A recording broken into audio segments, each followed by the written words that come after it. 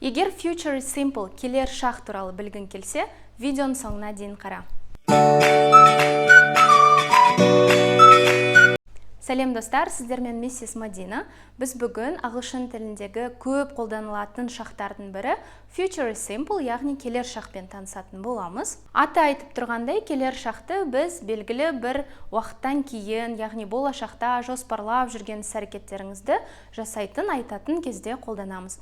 Формуласы subject plus will plus verb one. Subject дегеніміз мұнда зат есім, яғни мен, сен, сіз, Марктың әпкесі, Марктың інісі, апасы деген сияқты бүкіл зат есім. Оған қосамыз will деген сөзді. Келер шақты will сөзінсіз елестету мүмкін емес. Ол қатар жүреді, бірге жүреді. Және verb one етістіктің бірінші формасы. Егер present simple'да біз жай ғана мен жұмыс істеймін, I work, мен билеймін, I dance, мен оқимын, I study деп қолданатын болсақ, дәл осы іс-әрекеттерді келер шақта айтатын болсаңыз, жай ғана ортасына will қосасыз. I will work, I will study, I will dance. Егер басқа шақтарда he, she, itті тоқалдан туғандар деп басқаша жасалынатын болса, future simple'дың жүрегі кең, ол бәйбішеден туғандарды да, тоқалдан туғандарды да қабылдай береді. Барлығына will жалғанады. Мысалы, I will work, мен жұмыс істеймін. You will work, сен жұмыс істейсің.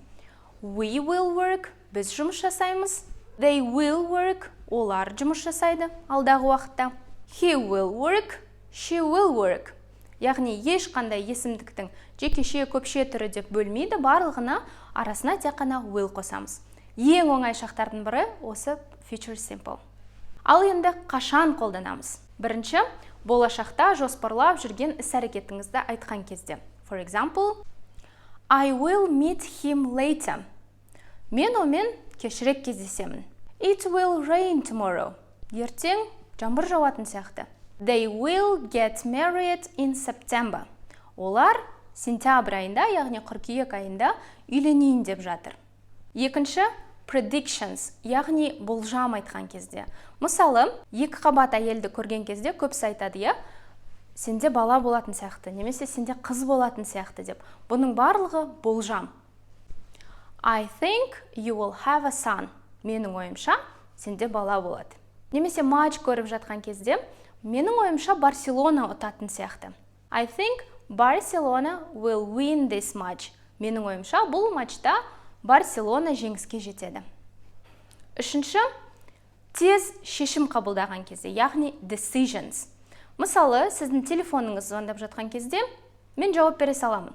Десеңіз, I will answer it. Мен жауап бере саламын. Тез, яғни болашаққа шешім қабылдайсыз ғой.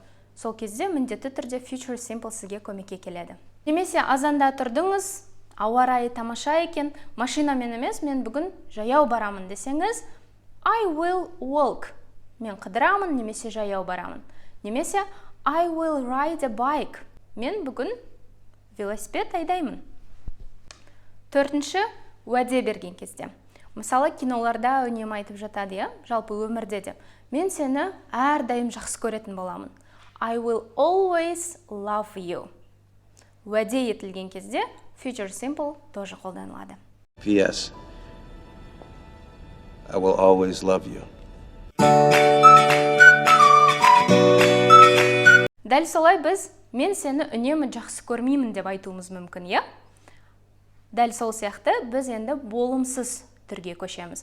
Тек қана болымды сөйлемдер болмайды келер шақта, сонымен қатар болымсыз сөйлемдерде.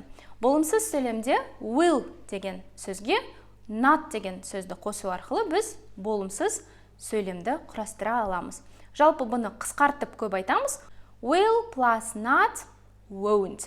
Көбінесе will not дегенді біз официальный бір хаттарда, академический бір хаттарда кездестіруіміз мүмкін, бірақ күнделікті өмірде көбінесе киноларда да ағылшындар қысқартып сөйлегенді ұнатады, яғни won't. Sing a song деген тіркесті алайық, бұл өлең айту. Дәл осыны болымсыз түрде жіктеп көрейік. I won't sing a song. Мен өлең айтпаймын. You won't sing a song. Сен өлең айтпайсың. We won't sing a song. Біз өлең айтпаймыз. They won't sing a song. Олар өлең айтпайды. He won't sing a song. Ол, яғни жігіт өлең айтпайды. She won't sing a song. Қыз, яғни өлең айтпайды. Жалпы олар деген сөзге сіз менің көршілері, менің апкелері, менің бауырларым деген сияқты барлық көпше түрде айтылатын сөздердің барлығын қоса аласыздар. He деген ұлға, she деген қызға. For example, I won't finish my homework. Мен әлі үй жұмысымды аяқтаған жоқпын. He won't say anything bad. Ол жаман еш нәрсе айтпайды. Болымсыз сөйлемнен кейін міндетті түрде бізде сұраулы сөйлемдер болады, иә? Мысалы, сен мені үнемі жақсы көресің ба? Сен үй жұмысын бітіресің ба? Деген сияқты біз күнделікті өмірде келер шақты, яғни future simple'ды өте көп қолданамыз. Келер шақтың жасалуы тек қана will сөзі бастауыштың алдына шығып кетеді. For example, I will work. Мен жұмыс істеймін болса, мен жұмыс істеймін ба десеңіз, will I work? You will work. Сен жұмыс жасайсың. Will you work? Сен жұмыс жасайсың ба? He will work. Will he work? She will work.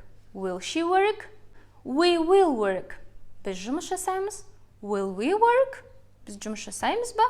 They will work. Олар жұмыс жасайды. Жұмыс жасайды ма деп сұрасақ, will they work? For example, Jen will read this book.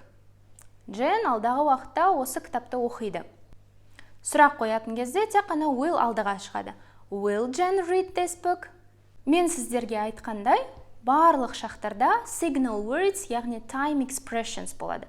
Егер осы сөздерді сіз белгілі бір сөйлемде көрсеңіз, бұл сөйлем міндетті түрде future simple'да жасалынады деген сөз. Олар in the future, болашақта, tomorrow, ертең, next week, келесі аптада, next month, келесі айда, next year, келесі жылы, tonight, түнде, in 2 days, 2 күн ішінде, soon, алдағы уақытта, one day, бір күні, the day after tomorrow, ертең арғы күні. For example, I will meet with my friends tomorrow. Ертең мен өзімнің достарыммен кездесейін деп жатырмын. She will go to the party tonight. Ол бүгін кешке вечеринкаға немесе тойға барайын деп жатыр. Ал енді сабақты қорытындылайық. Future simple'ды біз 4 жағдайда қолдана аламыз. Бірінші, болашақта жоспарлап жүрген іс-әрекетіңізді айтқан кезде. Екінші, predictions, яғни болжам айтқан кезде. Үшінші, decisions, яғни тез шешім қабылдаған кезде. Төртінші, promises, яғни уәде берген кезде. Егер сабақ сіздерге толық түсінікті болса, мен сіздерге қазір 3 сөйлем айтамын, соның аудармасын комментарийге жазуды ұмытпаңыз. You will see me tomorrow. I will learn new language. I will drive this car. Arman will meet with her friends tonight. Сіздерге future simple толық түсінікті болды деп ойлаймын. Видео ұнаса лайк басып, мен берген тапсырмаларды комментарийге жазып, каналға тіркелуді ұмытпаңыздар. Сіздермен болған миссис Мадина. Goodbye.